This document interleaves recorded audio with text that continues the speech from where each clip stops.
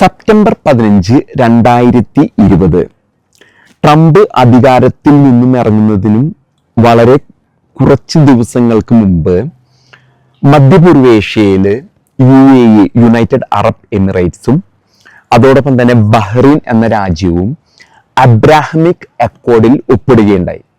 ഈ ഒരു കരാറ് വഴി അവർ ആഗ്രഹിക്കുന്നത് ഇസ്രായേലുമായിട്ടൊരു നല്ല ബന്ധവും അവിടെ അമേരിക്കയുടെ നേതൃത്വത്തിൽ ഒരു സമാധാന ഉടമ്പടിയിൽ ഏർപ്പെടുകയും ചെയ്തു. ഇപ്പോൾ ട്രംപ് വീണ്ടും അധികാരത്തിൽ വന്ന സാഹചര്യത്തിൽ മധ്യപൂർവേഷ്യയിൽ നമുക്ക് സംഭവിക്കാൻ പോകുന്ന സംഭവ വികാസങ്ങൾ എന്ന് പറഞ്ഞാൽ, ഖത്തർ എന്ന രാഷ്ട്രമാണ് ഇതുവരെ താലിബാനെയും ഹമാസിനെയും ഹൂത്തികളെയും മറ്റ് ഇറാനുമായിട്ടുള്ള തീവ്രവാദമായിട്ട് ബന്ധപ്പെട്ട സംഘടനകളൊക്കെ തീറ്റിപ്പോറ്റിയും അവരെ സംരക്ഷിച്ചും കൊണ്ടുപോരുന്നത്.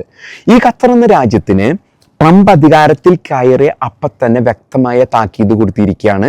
അവരതിനുള്ള നടപടികൾ തുടങ്ങുകയും ചെയ്തു. ഖത്തറിലുള്ള തമീം എന്ന ഭരണാധികാരി അദ്ദേഹം വ്യക്തമായിട്ടും അവിടെയുള്ള തീവ്രവാദ നെറ്റ്വർക്കിനെ തല്ലി തകർക്കാനായിട്ട് ഒരു സ്റ്റാർട്ടിങ് ചെയ്തു കഴിഞ്ഞു.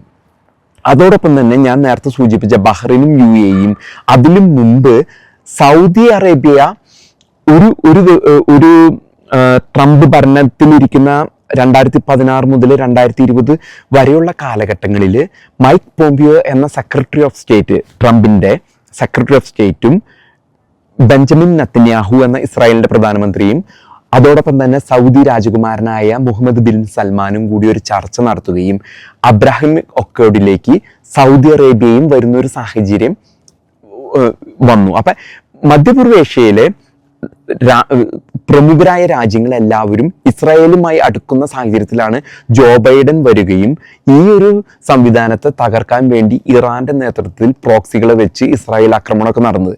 പക്ഷെ ആ കാലഘട്ടം അവസാനിക്കുകയും അവർ പ്രതീക്ഷിച്ചിരുന്നത് അങ്ങനെയൊരു ഇറാൻ നേതൃത്വത്തിൽ ഇസ്രായേലിനെ ആക്രമിച്ച് പിന്നീട് സമാധാനം ബന്ദികളെ വെച്ച് വില പേശി ആ യുദ്ധം ആയിരുന്നു പ്രതീക്ഷ. എന്നാൽ അവരുടെ കണക്കൂട്ടലുകൾ എല്ലാം തെറ്റുകയും ഈ പറഞ്ഞ പ്രോക്സി ആയിട്ടുള്ള ഹൂത്തികളെയും ഹമാസിനെയും അടപട്ടലം അവസാനിപ്പിക്കുന്ന ഒരു സാഹചര്യമാണ് നമ്മൾ കണ്ടത്.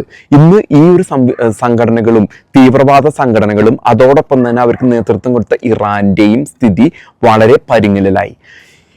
ഈ ഒരു അബ്രാഹമിക് അക്കോർഡില് ട്രംപ് ഉൾപ്പെടുക വഴി അദ്ദേഹം ഉദ്ദേശിക്കുന്ന അദ്ദേഹത്തിന്റെ ഇപ്പോൾ അധികാരം ഏറ്റെടുക്കാൻ പോകുന്ന ടീമിൽ നിന്നും പുറത്തു വരുന്ന വിവരങ്ങളൊക്കെ അനുസരിച്ച് സൗദി അറേബ്യയെ അമേരിക്കയുടെ വലിയൊരു സഖ്യകക്ഷിയാക്കി മാറ്റാനാണ് ട്രംപിന്റെ ഉദ്ദേശം. അതിന് ഉള്ള ഒരു കാരണക്കാരൻ എന്ന് പറഞ്ഞാൽ, നമ്മൾ 2016-2020 കാലഘട്ടങ്ങളിൽ ഇതിന് നേതൃത്വം തുടങ്ങി വെച്ചത് ട്രംപിന്റെ തന്നെ മരുമകനായ ജാരഡ് കുഷ്നർ. അദ്ദേഹം ഒരു ജൂതനാണ്.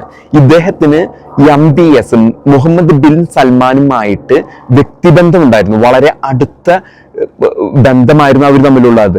ആ ബന്ധത്തിന്റെ അടിസ്ഥാനത്തിൽ അദ്ദേഹം പിന്നാമ്പുറത്ത് നിന്ന് ചെയ്ത കാര്യങ്ങളുടെ അടിസ്ഥാനത്തിലാണ് ഒരു അബ്രാഹമിക് അക്കോർഡ് എന്ന ഒരു സമാധാന ഉടമ്പടി ഈ രാഷ്ട്രങ്ങളിൽ ഉടലെടുത്തത്. അത് ജോ ബൈഡനും കമലയും 2020 അധികാരത്തിൽ വരികയും കഴിഞ്ഞ 4 വർഷത്തിനുള്ളിൽ അത് തല്ലി തകർക്കുകയാണ് ഉണ്ടായത്.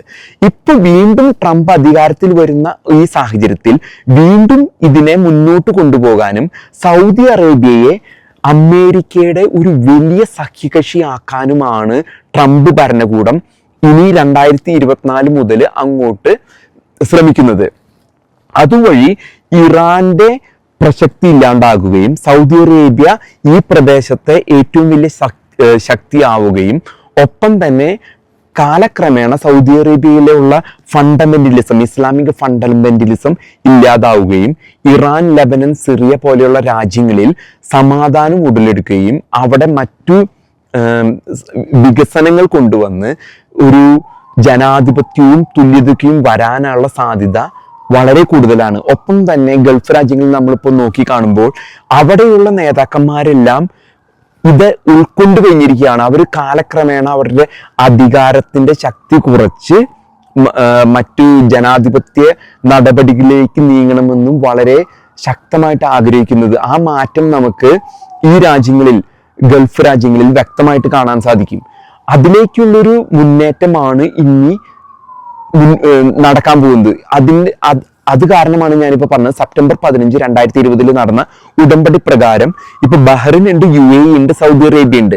ഇനി കാലക്രമേണ അതിലേക്ക് കുവൈറ്റും ഒമാന്, മസ്കറ്റ്, ഒമാൻ, പിന്നെ മറ്റു ബാക്കിയുള്ള അവിടെയുള്ള പ്രദേശങ്ങളിൽ തൽപര കക്ഷികളെ കൊണ്ടുവന്ന് വലിയൊരു മാറ്റം നമുക്ക് മധ്യപൂർവേഷ്യയിൽ നമുക്ക് പ്രതീക്ഷിക്കാം. ഈ ഒരു മാറ്റം ഉണ്ടാകുന്നത് കൊണ്ട് നമുക്ക് ഏറ്റവും കൂടുതൽ അതിന്റെ ഇത് കിട്ടുന്നത് നമ്മൾ മലയാളികൾക്കാണ്. കാരണം മലയാളി പ്രസൻസ്, ഈ രാജ്യങ്ങളിലുള്ള മലയാളി പ്രസകൾക്ക് വ്യക്തമായിട്ടും നല്ലൊരു ഫ്യൂച്ചർ ഈ ഒരു നടപടി കൊണ്ട് നമുക്ക് അവിടെ കാണാൻ സാധിക്കും.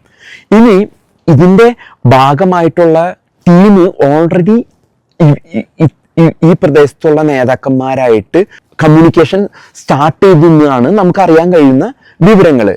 സൗദി അറേബ്യക്ക് കൂടുതലായിട്ട് ആയുധങ്ങൾ നൽകുക, ഒപ്പം തന്നെ ഡിപ്ലോമസി, അവിടെയുള്ള ഭരണതലത്തിലുള്ള അമേരിക്കയുമായിട്ടുള്ള ബന്ധങ്ങൾക്കുള്ള നടപടികൾ മുന്നോട്ട് പോയിക്കൊണ്ടിരിക്കുകയാണ്. അപ്പൊ കൂടുതലായിട്ട് അടിസ്ഥാന വികസനങ്ങൾ, സ്ട്രക്ചർ ഡെവലപ്മെന്റ്, റെയിൽവേസും അങ്ങനെയുള്ള മേഖലകളിലൊക്കെ മിഡിൽ ഈസ്റ്റിൽ വളരെയധികം സാധ്യതകൾ കൂടുതലായിട്ട് നമുക്ക് കാണാൻ സാധിക്കും. അപ്പൊ അതിലേക്ക് ഞാൻ നേരത്തെ സൂചിപ്പിച്ചതുപോലെ ഇതിൽ നമുക്ക് കൂടുതലായിട്ട് നമുക്ക് മലയാളികൾക്ക് വളരെ അധികം